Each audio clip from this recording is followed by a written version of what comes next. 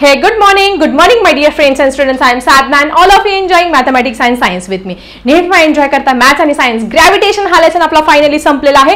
ग्रॅव्हिटेशनचे सगळे जे क्वेश्चन्स आहे क्वेश्चन नंबर 5 पर्यंत त्याचे एक्सरसाइज कसं लिहायचे, प्रश्नांची उत्तरं बोर्डाच्या पेपरमध्ये कसं लिहायचं अगदी डिटेलमध्ये छानपैकी समजावून सांगितलं आहे. आता आपण जाणार आहोत या लेसनच्या न्यूमरिकल्सकडे, कारण हे न्यूमरिकल सुद्धा खूप इम्पॉर्टंट आहे. 2 मार्क्ससाठी तुम्हाला एक्झाममध्ये विचारले जाणार आहे. आणि सगळ्यात महत्त्वाचं घाबरून जायचं बिलकुल काम नाहीये. हे जे न्यूमरिकल्स आहे हे फक्त आणि फक्त तुमच्या 3 फॉर्म्युलावरती डिपेंड आहे. हे 3ही फॉर्म्युला डायरेक्ट लिहून ठेवा आणि लक्षात ठेवायचे.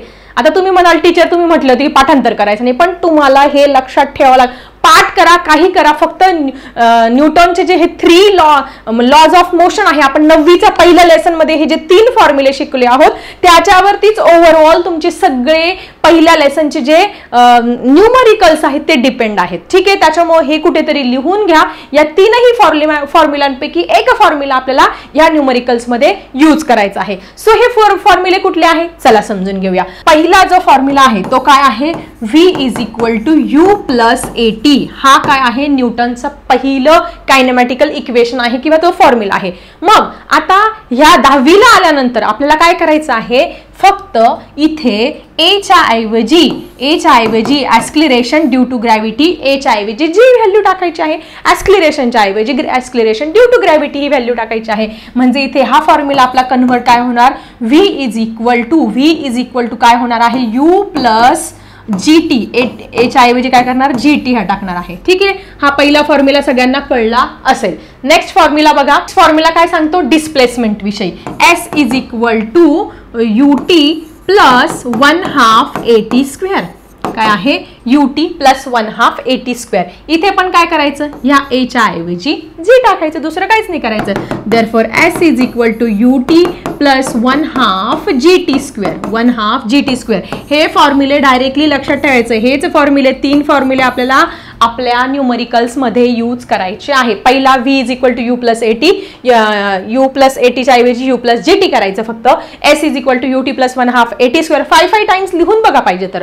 ठीक आहे, ut = 1/2 gt². आणि तुमचा थर्ड फॉर्म्युला आहे v² = u² + 2as. v² = u² + 2as. इथे पण काय करणार, सेम v² = u² + 2a च्या ऐवजी 2gs करायचा आहे. a च्या ऐवजी फक्त g व्हॅल्यू रिपीट करायची आहे. ठीक आहे, हे फॉर्म्युले 3 महत्त्वाचे होते, ते सगळ्यांनी छानपैकी तुमच्या नोटबुकमध्ये लिहून घ्या. आता याच्यापैकीच एक फॉर्म्युला आपल्याला काय करायचं, ह्या एक्झाम्पलमध्ये सुद्धा वापरायचा आहे. फॉर्म्युले क्लिअर तुम्हाला, कुठले 3 फॉर्म्युले वापरायचे आहेत, 3 कुठले, v = u + gt, s = ut + 1/2 gt², v² = u² + 2gs. हे 3ही फॉर्म्युले लक्षात ठेवायचे आहे. पुढे, an object takes 5 seconds to reach the ground from a height of 5 meters on a planet. एक ऑब्जेक्ट आहे, हा काय आहे, एक ऑब्जेक्ट आहे. हा काय आहे, एक ऑब्जेक्ट आहे. त्यांनी आपल्याला पहिली उदाहरण तुम्हाला समजावून देते. हा एक ऑब्जेक्ट आहे. Take 5 seconds to reach the ground. पृथ्वीवरती यायला. ही काय आहे, आपली पृथ्वी आहे. याच्यावरती यायला त्याला किती लागतात, 5 सेकंड लागतात. किती, 5 सेकंड लागतात. Object takes 5 seconds to reach the ground from a height. त्याची हाईट किती दिलेली आहे, ही हाईट आहे तुमची 5 मीटर. ही हाईट काय आहे, 5 metre on a planet. What is the value of G on the planet. मग जी ची व्हॅल्यू ह्या प्लॅनेटवरती जी ची व्हॅल्यू काय असणार आहे हे आपल्याला काढायचं आहे. आता ह्या एक्झाम्पल मध्ये तुम्हाला कळलं का, ऑब्जेक्ट टेक्स 5 सेकंड. सेकंड म्हणजे काय, टी ची व्हॅल्यू दिलेली आहे. टी फॉर टाइम म्हणजे इथे 5 सेकंड म्हणजे टी ची व्हॅल्यू दिलेली आहे. त्यानंतर हाईट. आता सगळ्यात महत्त्वाची, इथे तुम्हाला कुठल्याही इक्वेशन मध्ये हाईट दिसते का रे, नाही. हाईटच्या ऐवजी आपण नेहमी काय करत असतो, डिस्प्लेसमेंट घेत असतो. डिस्प्लेसमेंट म्हणजे काय असते, तुमची हाईट असते. म्हणजे h = s. म्हणजे डिस्प्लेसमेंट किती झालेलं आहे, हाईट ऑफ 5 मीटर. हाईट म्हणजेच तुमचं डिस्प्लेसमेंट, म्हणजे हे 5 मीटर दिलेलं आहे. नंतर what is the value of G. मग जी ची व्हॅल्यू फाइंड करायची. मग असा कुठला फॉर्म्युला आहे की ज्याच्यामध्ये एस आहे, जी आहे, टी आहे. मग एस कुठे आहे, फॉर्म्युलाच्या आपल्या 2 नंबरच्या फॉर्म्युलामध्ये आहे. म्हणजे आपल्याला हा फॉर्म्युला इथे यूज करावा लागणार आहे. कळलं तुम्हाला, खूप सोपं एक्झाम्पल आहे. ठीक आहे, आता आपण पहिले गिवन लिहून घेऊया, मग फॉर्म्युला लिहूया, त्याच्यामध्ये किमती टाकूया आणि फटाफट आन्सर काढूया. आता सगळ्यात पहिले काय घ्यायचं, आन्सर लिहित असताना पहिले आपल्याला गिवन लिहून घ्यायचं आहे. What is given. सगळ्यात पहिले गिवन तर मिळालेलं आहे 5 second. So T is equal to 5 second आपण लिहून घेतलं.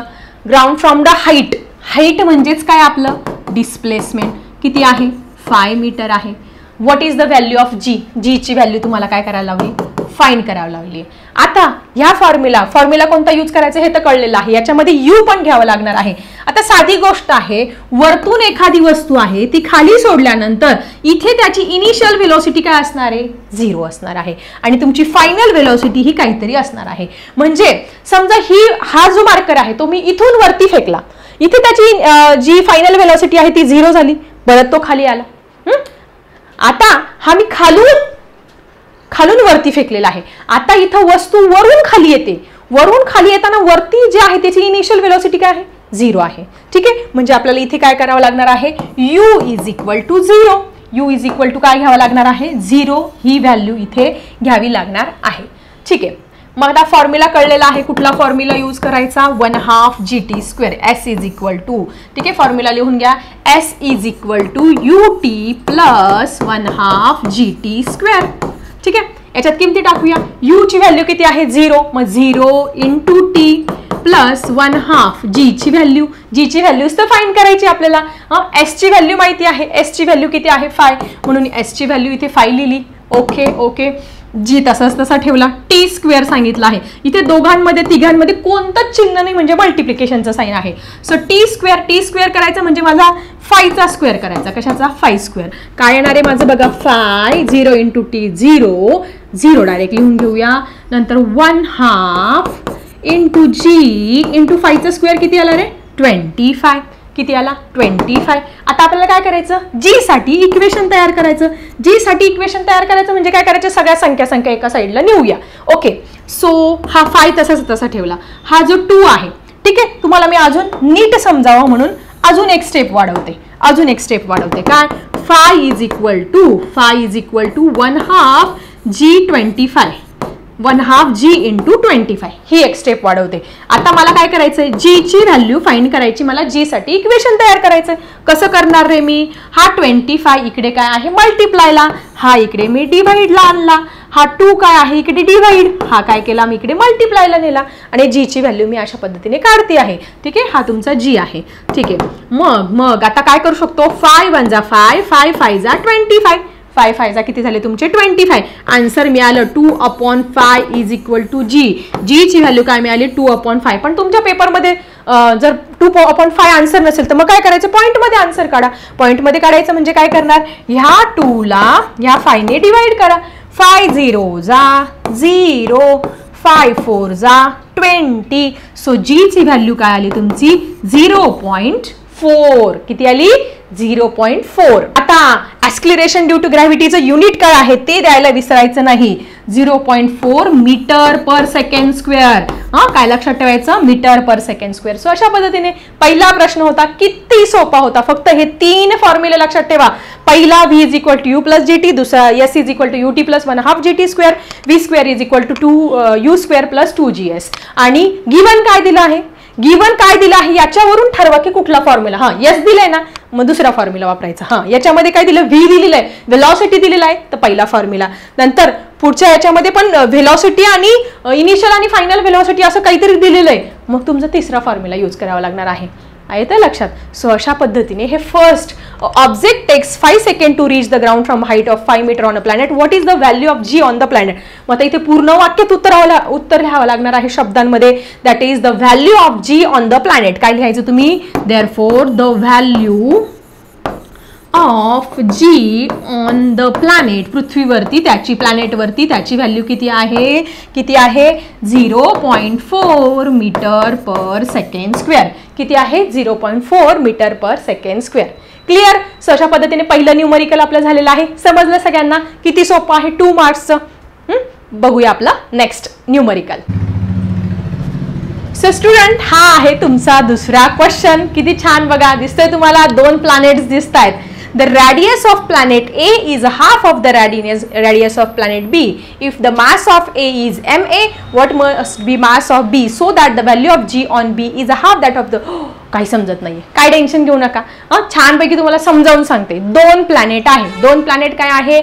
जो छोटा प्लॅनेट आहे त्या छोट्या प्लॅनेटला आपण ए नाव देऊया आणि मोठ्या प्लॅनेटला आपण बी नाव देऊया. आता तुम्ही म्हणाल छोट्या प्लॅनेटला ए का दिला आणि मोठ्या प्लॅनेटला बी का दिला? कारण कंडिशन त्यांनी तशी दिलेली आहे. द रेडियस ऑफ प्लॅनेट ए, म्हणजे हा जो प्लॅनेट आहे ए, द रेडियस म्हणजे आता याची रेडियस, ए ची रेडियस काय येणार आहे? R A. बी ची रेडियस काय येणार आहे तुमची? R B. ए ची रेडियस आर ए, बी ची रेडियस आर बी. पण ते म्हणतात काय? The radius of planet A, radius of planet A is half of radius of planet B. RB च्या काय आहे? ती हाफ आहे.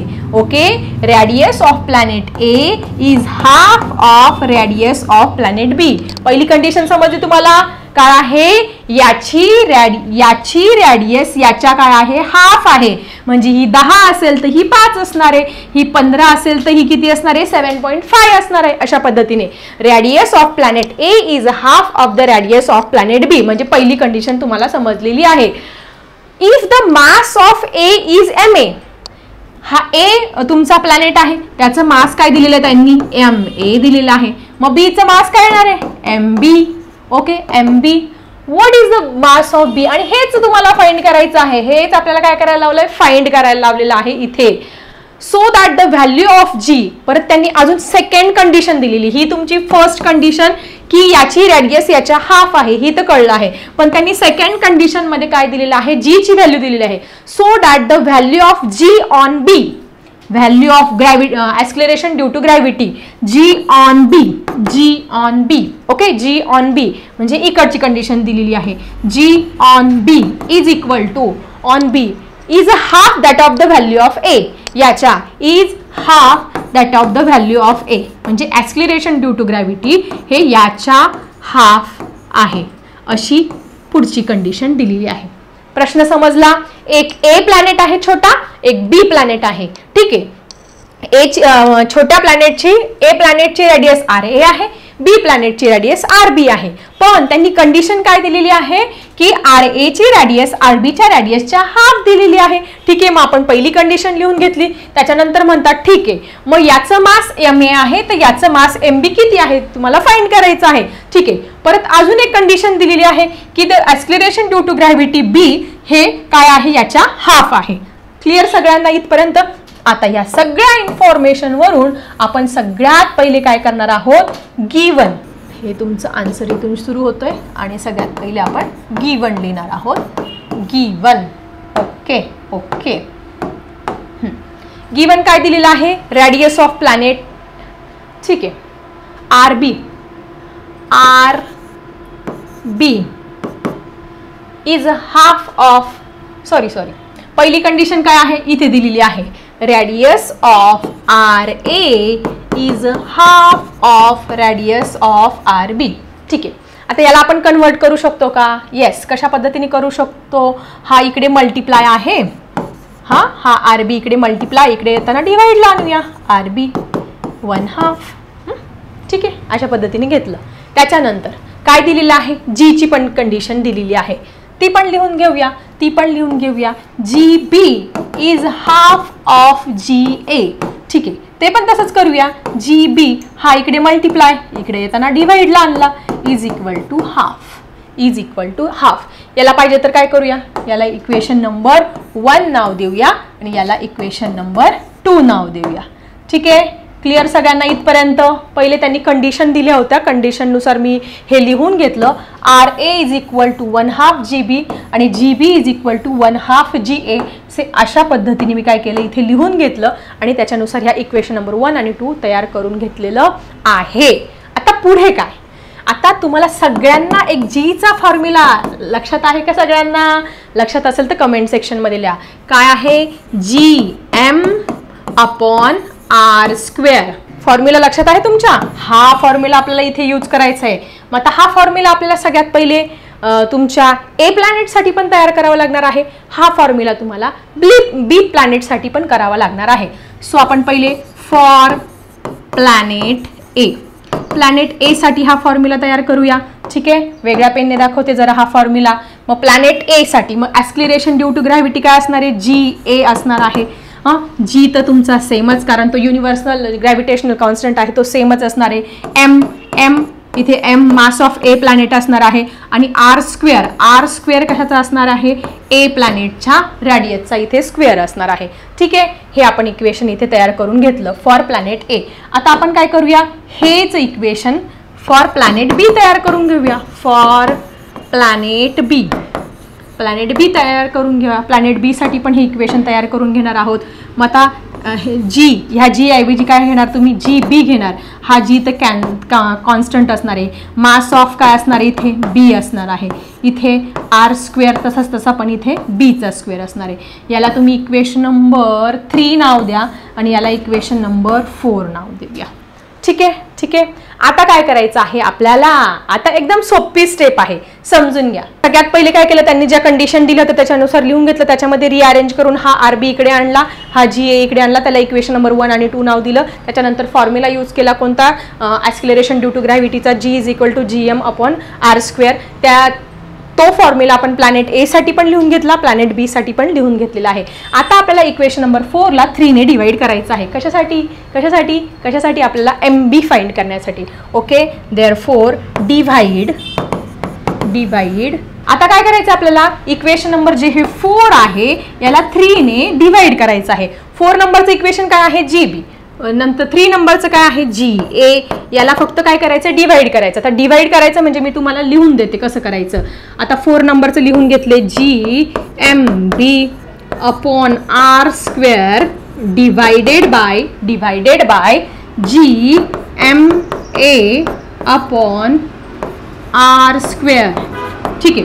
आता तुम्हाला एक रूल माहिती आहे की आपण जे डिवायडेशन आहे ते काय, भागाकार म्हणजे उलटा गुणाकार असतो, हे सगळ्यांना माहिती आहे. मग आता हे डिवाइडचं कॅन्सल करू चिन्ह, रेसिप्रोकल घेऊया म्हणजे आपल्याला कॅल्क्युलेशनला सोपं जाणार आहे. So GB/GA is equal to काय करणार, GMB/R². कशाचा, बी ची रॅडियस.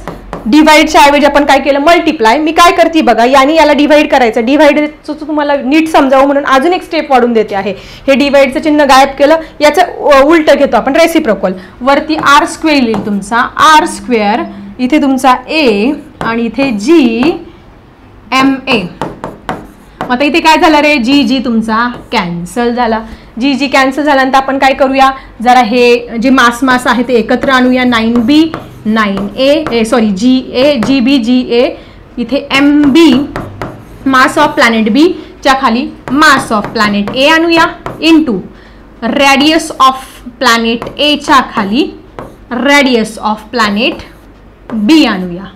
ओके, आता याच्यात फक्त किमती टाकायच्या आहे.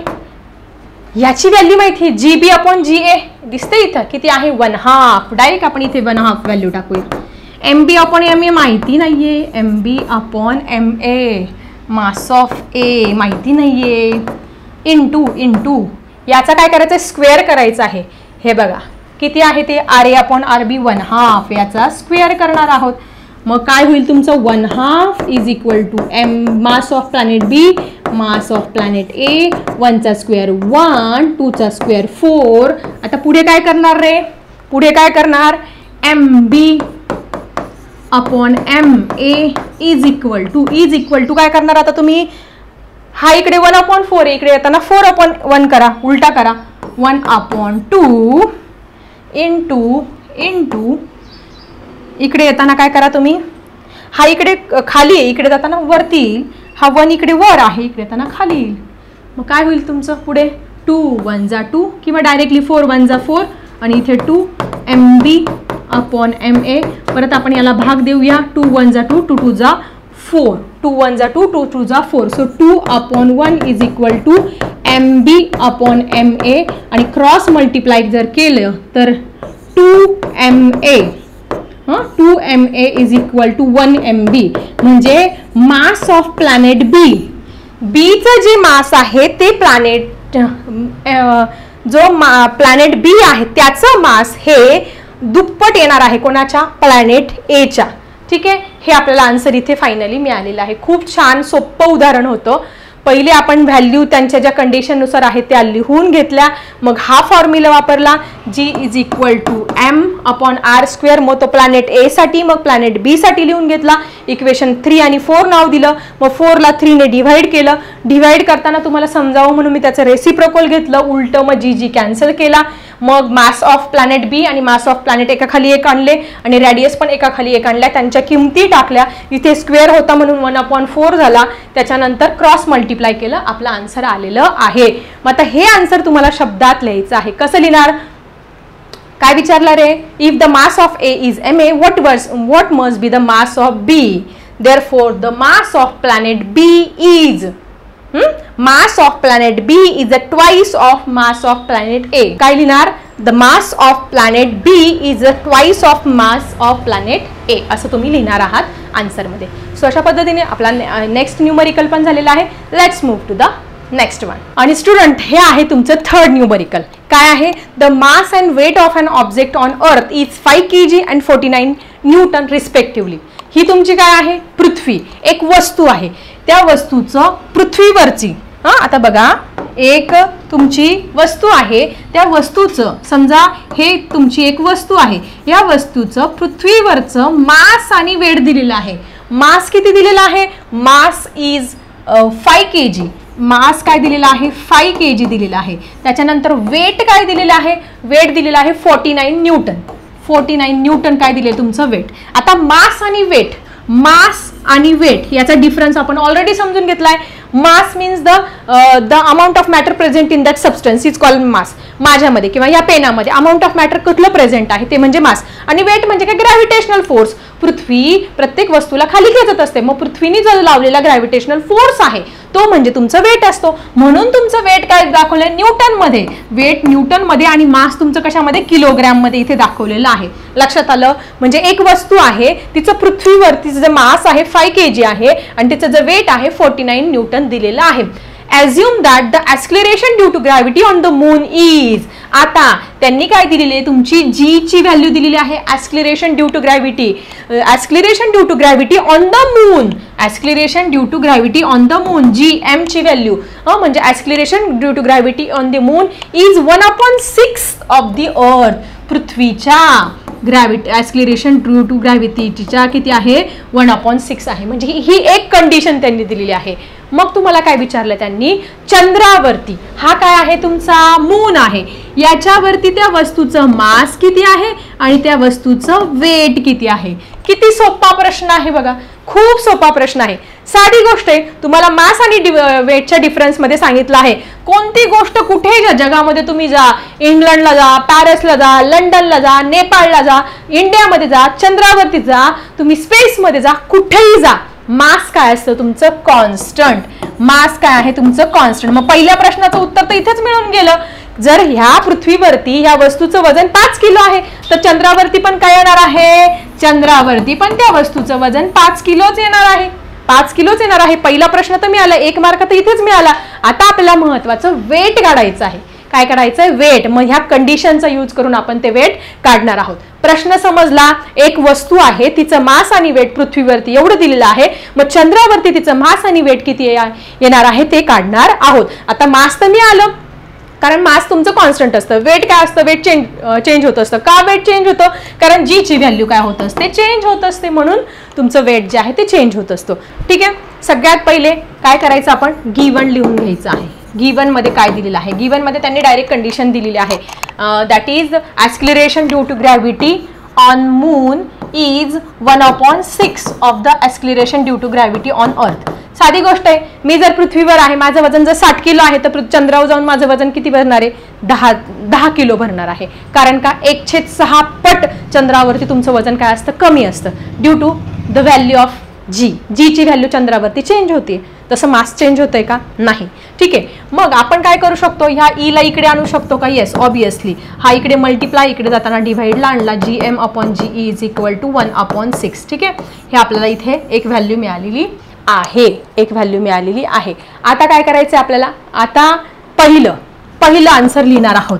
Therefore the mass is constant. Mass is constant mass is constant in the universe लिहू का? In the universe. तुम्ही कुठे जा, मास तुमचं काय आहे? कॉन्स्टंट आहे.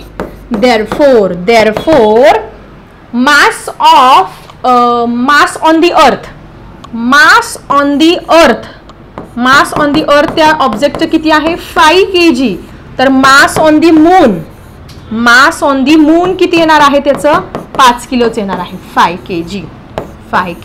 पहिल्या प्रश्नाचं उत्तर मिळालं. Therefore the mass of object, काय विचारले? Mass of object on moon is equal to 5 kg. 5 kilo मिळालेला आहे मास. पहिल्या प्रश्नाचा आन्सर क्लिअर. ठीक आहे, जाऊया दुसऱ्या क्वेश्चनकडे. काय विचारलंय आपल्याला? तर आता आपल्याला काय करायचं आहे? दुसरी किंमत म्हणजे वेट फाइंड करायचं आहे. आता वेट म्हणजे तुम्हाला it is nothing but a force, gravitational force acting by the अर्थ. पृथ्वीने लावलेला जो ग्रॅव्हिटेशनल फोर्स आहे त्यालाच काय म्हणत असतो आपण? वेट म्हणत असतो. आता वेटसाठी वेट ऑन अर्थ पण घ्यावं लागेल आणि वेट ऑन मून पण घ्यावं लागणार आहे. तर सगळ्यात पहिले वेट ऑन अर्थ. मग वेट ऑन अर्थ जर तुम्हाला फाइंड करावं लागणार असेल तर mass on earth into G, equation number 1.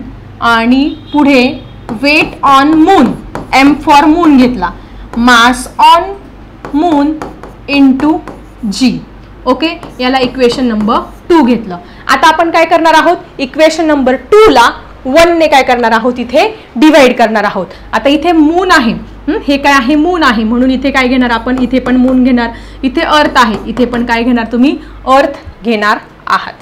Okay, मग आता equation number 2 divide equation number 2 by 1. 2 ला काय करूया? 1 ने डिवाइड करूया. 2 काय आहे तुमचं? W, mass weight on moon आणि weight on earth is equal to, आता हे डायरेक्टली लिहून घेऊया, mass on moon into gravitational acceleration due to gravity on moon, नंतर मास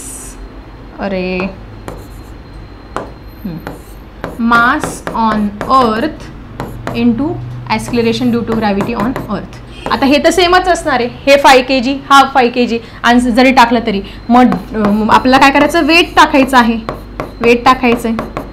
हे 5 आहे, हे पण gm अपॉन GE किती व्हॅल्यू आहे बघा, इथे दिलेले 1/6. हे 5 टाकलं, समजा हे पण सारखंच आहे 1/6. 5 काय झाला तुमचा? कॅन्सल झाला. मग राहिलं काय तुमचं? Weight on moon, weight on earth is equal to 1/6. 1/6. आता आपल्याला क्रॉस मल्टिप्लाय करावं लागेल. काय काढायला लावलं त्यांनी? वेट ऑन मून काढायचं आहे. मग वेट ऑन मून साठी आपण काय करूया? फॉर्म्युला तयार करून घेऊया.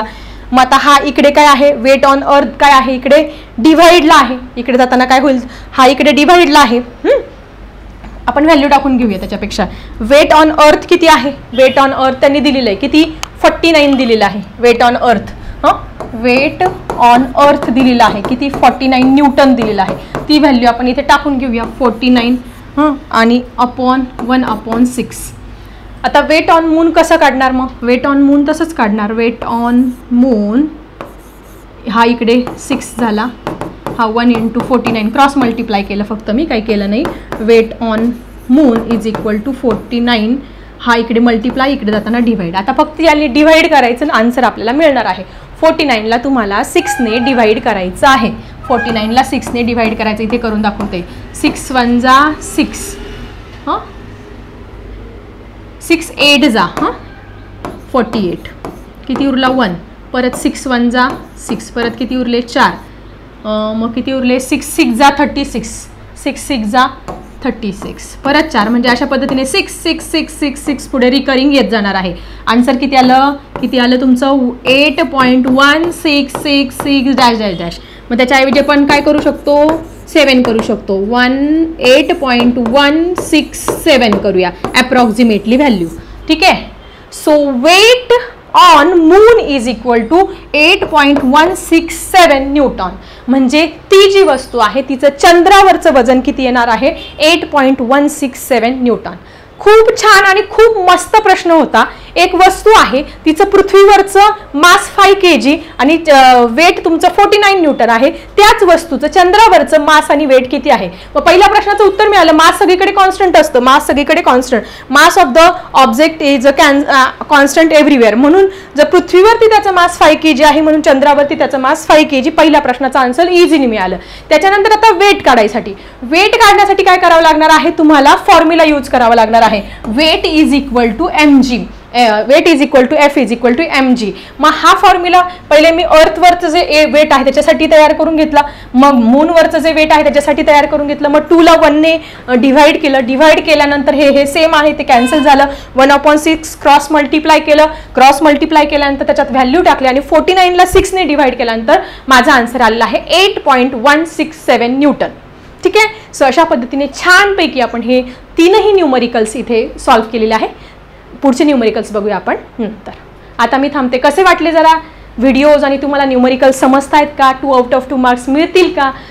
डिटेलमध्ये अगदी तुम्हाला समजतील असं हळूहळू समजावून सांगते आहे, जेणेकरून तुमचे पहिल्या लेसनचा एकही मार्क तुमचा इथे जायला नकोय. ठीक आहे. चला भेटूया नंतर पुढच्या व्हिडिओमध्ये.